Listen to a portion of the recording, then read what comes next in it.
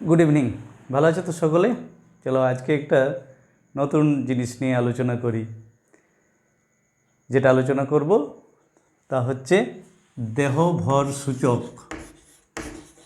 দেহ ভর সূচক একে বলা হয়, ইংরেজিতে বলে body mass index. Body mass index সংক্ষেপে বলে বিএমআই। তো এই বিএমআই বা দেহভর সূচক কি?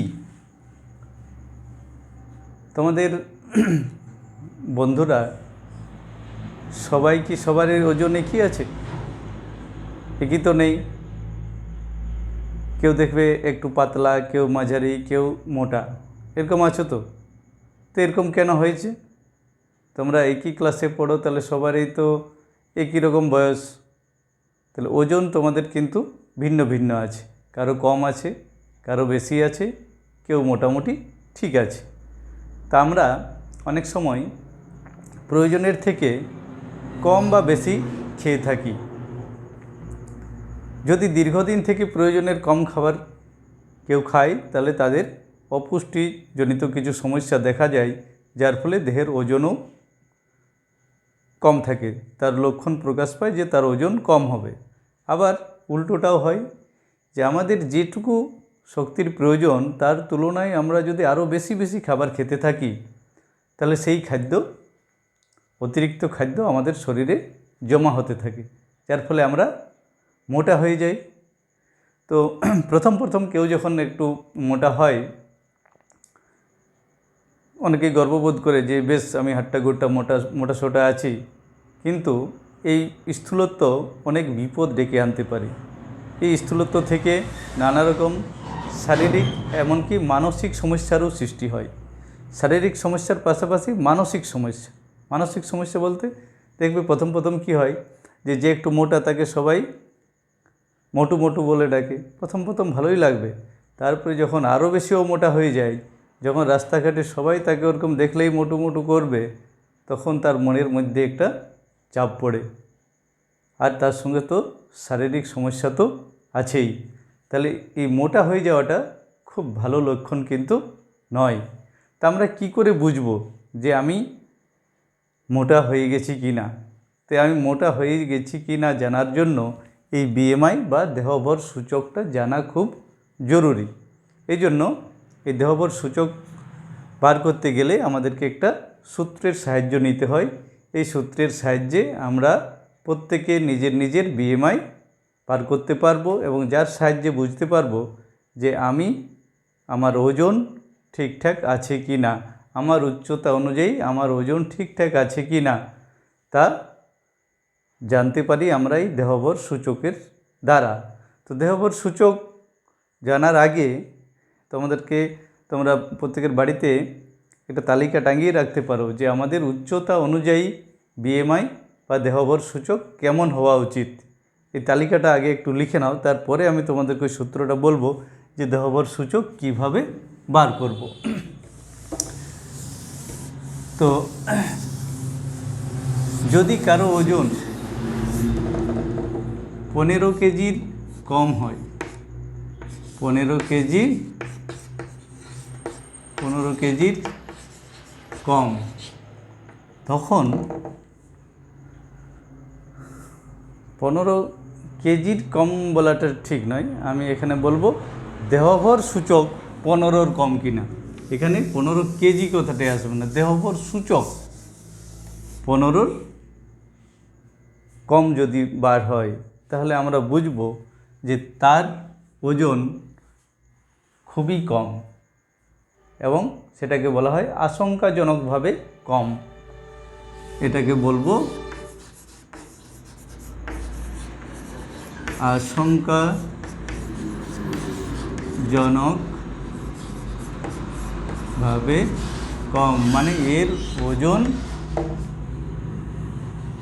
খুবই কম আছে।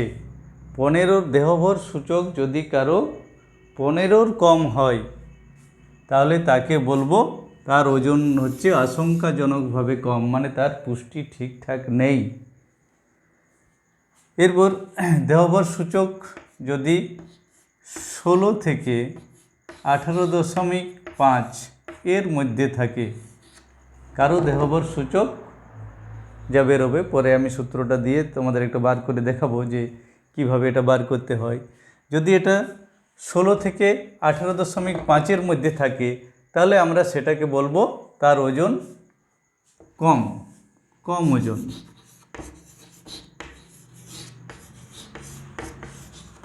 তাহলে দেহভর সূচক 15-র নিচে থাকলে তাকে বলছে আশঙ্কাজনকভাবে কম।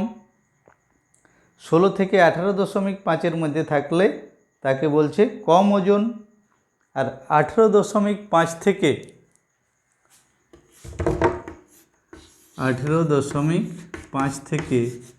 25-এর মধ্যে যদি থাকে কারো দেহভর সূচক, তাহলে তাকে বলবো স্বাভাবিক ওজন। তাহলে আমাদেরকে খেয়াল রাখতে হবে যে আমাদের দেহভর সূচক যেন এর মধ্যে থাকে। এইটা হচ্ছে আমাদের নর্মাল অবস্থা। দেহভর সূচক 18.5 থেকে 25-এর মধ্যে যদি থাকে, তাহলে আমরা জানবো যে আমাদের উচ্চতা অনুযায়ী আমার ওজন ঠিকঠাক আছে। এরপর 25 থেকে 30 যাদের ওজন, এই ওজন নয়, 25 থেকে 30 যাদের বিএমআই বেরোবে, তাদেরকে আমরা বলবো বেশি ওজন। এর ওজন বেশি আছে, যার বিএমআই 25 থেকে 30-এর মধ্যে, বা বিএমআই মানে দেহভর সূচক 25 থেকে 30-এর মধ্যে বেরোবে, তার ওজন বেশি আছে। এরপর আরও তো বেশি থাকতে পারে, 30 থেকে 40 বা তারও বেশি যদি হয়, 30 থেকে 40 এরকম যদি কারো বিএমআই বেরোয় 30 থেকে 40-এর মধ্যে বা 40-এরও ওপরে, তখন তাকে বলা হবে স্থূলত্ব বা অতিরিক্ত ওজন। স্থূলত্ব বা অতিরিক্ত বা অস্বাভাবিক ওজন। অস্বাভাবিক ওজন যাকেই আমরা বলি স্থূলত্ব বা ওবেসিটি। তাহলে কেউ স্থূলত্ব বা মোটা হয়ে গেছে কি না জানার জন্য এই দেহভর সূচক যখন কারো বেরোবে 30 থেকে 40-এর মধ্যে বা 40-এরও বেশি, তখন তাকে বলবো যে সেই লোকটি স্থূলত্ব বা মোটা হয়ে গেছে। আর 25 থেকে 30 থাকলেও কিন্তু সেটাকে আমরা স্বাভাবিক বলি না। 25 থেকে 30 থাকলেও সেটাকে আমরা বেশি ওজন বলি। এইটা তোমরা খাতায় একটু লিখে নেবে এবং এটা বাড়িতে একটা টাঙিয়েও রাখতে পারো, এই চার্টটা, যেটা দেখে তোমরা বুঝতে পারবে যে বাড়ির কার বিএমআই কেমন আছে, এবং তার থেকে তোমরা ওজন সম্পর্কে সচেতন থাকতে পারবে এবং সেই অনুযায়ী ব্যবস্থা নিতে পারবে। এই স্থূলত্ব বা ওবেসিটি এরকম যদি বিএমআই বেরিয়ে যায়, তো এরকম মোটা লোকদের বেশ কিছু সমস্যা সৃষ্টি হতে পারে। ওই যে আগেই বললাম যে শারীরিক এবং মানসিক কিছু সমস্যার সৃষ্টি হয়। শারীরিক সমস্যা বলতে এদের ডায়াবেটিস হতে পারে, কোলেস্টেরলের মাত্রা বাড়তে পারে, রক্তচাপ বেড়ে যায়, এদের হাঁটাচলা করতে সমস্যা হয়, অল্প হাঁটাচলা করলেই হাঁপিয়ে যায়, সিঁড়িতে উঠতে সমস্যা হয়, সাইকেল চালাতে সমস্যা হয়, যে কোনো কাজের ক্ষেত্রে এরা অল্পতেই ক্লান্ত হয়ে পড়ে এবং এদের হাঁটতে গেলে হাঁটুতে গোড়ালিতে ব্যথা অনুভব হয়। তাহলে এরকম নানা রকম সমস্যা ডেকে আনতে পারে এই অস্বাভাবিক ওজন বা স্থূলত্ব। এরপর চলো জেনে নেওয়া যাক তাহলে আমরা এগুলো বার করব কি করে। এটা তো জানলাম যে এরকম হলে আমরা জানতে পারবো যে তার ওজন কম আছে না বেশি আছে না সে মোটা আছে, কিন্তু এইটা বেরোবে কি করে, দেহভর সূচক বার করব কি করে। তাহলে চলো আমরা এবার জেনে নিই কীভাবে এটা বার করা যায়। তাহলে এই তালিকাটা আমাদেরকে সবারই জেনে রাখা দরকার। এই তালিকাটা তোমরা লিখে রাখবে। এরপর তাহলে দেখে নিই একটা উদাহরণের সাহায্যে, তাহলে আমরা দেহভর সূচকটা বার করব। এর সূত্রটা হচ্ছে দেহভর ভর সূচক সমান ভর বাই উচ্চতা স্কয়ার। এখানে ভরটা আমরা নেব কেজিতে আর উচ্চতাটা নেব মিটারে। উচ্চতাটা নেব মিটারে। তাহলে এটা হচ্ছে সূত্র, ভরটা নেব কেজিতে, উচ্চতাটা নেব মিটারে। তাহলে সূত্রটা কি হলো? ভর বাই উচ্চতার স্কয়ার। অর্থাৎ আমরা আমাদের দেহভর সূচক জানতে গেলে আমাদের ওজন জানতে হবে, সেটা কেজিতে জানবো আর উচ্চতাটা মিটারে। তা আমরা মাপার সময় আমরা কেউ ফুটে মাপি বা সেন্টিমিটারে মাপি, যেটাতেই মাপি না কেন সেটাকে আমরা মিটারে কনভার্ট করে নেব, মিটারে পরিণত করে নেব। তাহলে ধরে নেওয়া যাক তোমার ওজন, কোনো একজনের ওজন ধরে নিলাম 4 ফুট, 4 ফুট ওজন, সরি 4 ফুট লম্বা, 4 ফুট লম্বা। এবং তার তোমাদের মোটামুটি এই ষষ্ঠ শ্রেণীতে যারা আছো তাদের ওজন মোটামুটি কেমন আছে? 30 থেকে 40-45 পর্যন্ত, নাকি? কেউ একটু বেশি মোটা হচ্ছে, তার হয়তো বেশি হতে পারে। আমি ধরে নিচ্ছি একজনের ওজন হচ্ছে 40 কেজি। তাহলে একজনের ওজন 40 কেজি আর ওর উচ্চতা হচ্ছে 4 ফুট। এর আমরা বার করব দেহভর সূচক। 4 ফুট লম্বা আর ওজন ওর 40 কেজি। এ জানবো যে তার দেহভর সূচক ঠিক আছে কি না বা কী অবস্থায় আছে। তাহলে আমরা কি বললাম যে ভরটাকে আমাদেরকে কেজিতে নিতে হবে। তাহলে এখানে তো আমাদের কেজিতেই আছে ওজন 40, তাহলে উপরে হলো 40। উচ্চতা কত? 4 ফুট। তাহলে 4 ফুটকে মিটারে রূপান্তরিত করব। তাহলে 1 ফুট সমান হয় 1 ফুট সমান হয় 0.3048 মিটার। তাহলে 1 ফুট সমান হয় 3048 মিটার। তাহলে 4 ফুট সমান কত মিটার হবে একটু বার করে নিই। তাহলে 4 ফুট সমান 4 গুণিত, গুণ করছি 4 8 32 2, হাতে আছে 3, 4 4 16, 3 19, 4 3 12। তাহলে 1.219 মিটার। তাহলে এটাকে আমরা প্রায় আমরা এটা লিখতে পারি 1.22 মিটার, তাই তো? তাহলে এর যার উচ্চতা ছিল 4 ফুট সেটাকে আমরা মিটারে পরিণত করলাম, এটা হলো 1.22 মিটার। তাহলে আমরা এখানে কি লিখব? 1.22 মিটার তার স্কয়ার,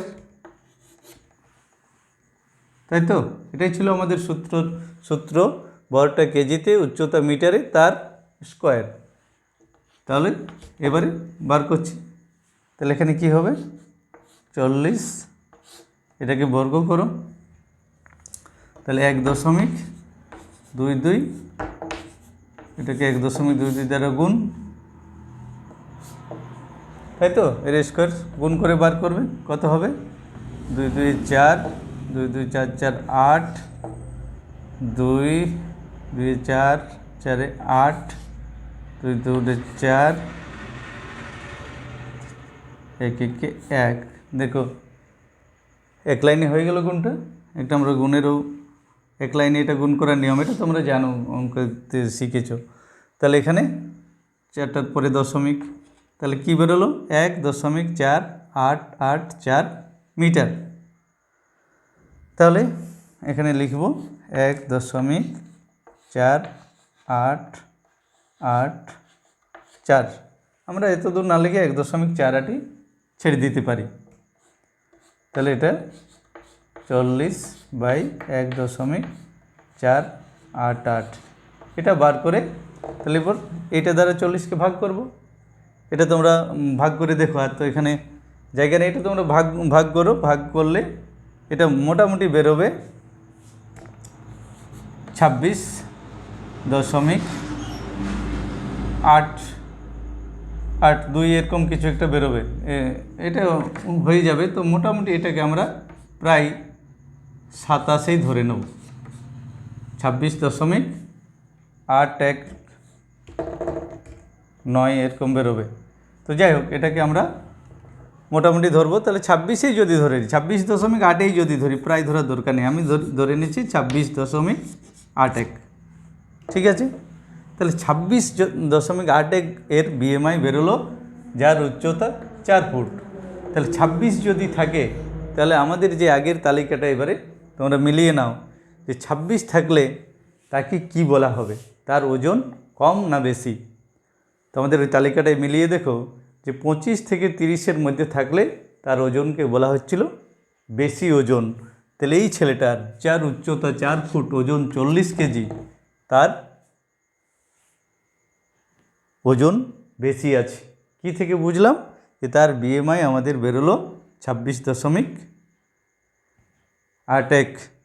তাহলে এক্ষেত্রে আমরা সহজেই এই সূত্রটার সাহায্যে বুঝতে পারবো যে কিভাবে কারো ওজন কম না বেশি আছে। এবারে তোমরা প্রত্যেকে নিজের নিজের বিএমআই বার করে দেখে নেবে এই চার্টের সাথে মিলিয়ে যে ঠিকঠাক আছে কি না। যদি বেশি থাকে, মানে 25 থেকে 30 এটাকে বলছে বেশি ওজন, আর 30 থেকে 40 এর মধ্যে যদি কেউ পড়ে যাও, তাহলে খুব সাবধান, এটাকে তখন বলা হচ্ছে ওবেসিটি বা স্থূলত্ব।